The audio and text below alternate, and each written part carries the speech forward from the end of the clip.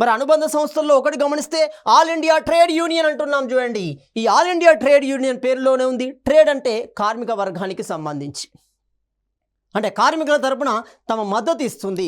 కార్మికులు తమ జీతాల కోసం, తమ వేతనాల కోసం, పరిశ్రమలలో తమకేదైనా ప్రమాదం జరిగితే దానికి పరిహారం పొందే విధంగా, పరిశ్రమల్లో వారికి వాటా వచ్చే విధంగా, పరిశ్రమలో తమ జీవితాలు పెంచుకునే విధంగా, తమకొక ఆరోగ్యకరమైన వాతావరణం పరిశ్రమలో ఏర్పాటు చేసుకునే విధంగా కార్మికుల తరపున పోరాడింది. ఏంటది? ఆల్ ఇండియా ట్రేడ్ యూనియన్ అంటున్నాం. All India trade union Congress అనేది కార్మికుల తరపున పోరాడే సంస్థ. మరొక అనుబంధ సంస్థను కనుక గమనిస్తే కిసాన్ సభ అంటున్నాం. Very very important. బీహార్ కేంద్రంగా జరిగింది. సహజానంద ఆధ్వర్యంలోనే అది అఖిల భారత కిసాన్ సభగా మార్పు చెందడం జరుగుతుంది. భారతీయ రైతాంగాన్ని పెను మార్పులకు గురి చేసింది ఈ ఆల్ ఇండియా కిసాన్ సభ అవుతుంది. So me all India Kisan సభ యొక్క ఆ ప్రదేశాన్ని మనము అజయ్ భవన్గా పిలవడం జరుగుతుంది.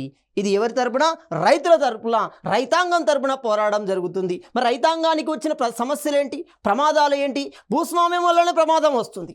వారికి ఎలాంటి భూమి లేదు, బానిసల వల్ల, వెట్టి వల్ల మొత్తంగా భూస్వాములకి సేవ చేయవలసి వచ్చింది, విపరీతమైన పన్నులు కట్టవలసి వచ్చింది. సో మరి అలాంటి రైతాంగాన్ని చైతన్యపరచడం కోసం ఆల్ ఇండియా కిసాన్ సభను ఏర్పాటు చేయడం జరిగింది. National federation of the Indian women's అంటున్నాం చూడండి. మహిళా వర్గానికి సాంఘిక సమానత్వం సాధించడంలో ఇది కీలకంగా ఉంటుంది. అనాదిగా భారతీయ సమాజంలో ఒక సింధు నాగరికత తప్పితే అనేక నాగరికత, ఆర్య నాగరికత నుండి ఇప్పటి వరకు భారతీయ సమాజంలో అత్యధిక వివక్షతకు గురి అయిన వర్గాలలో మహిళా వర్గం ఒకటి.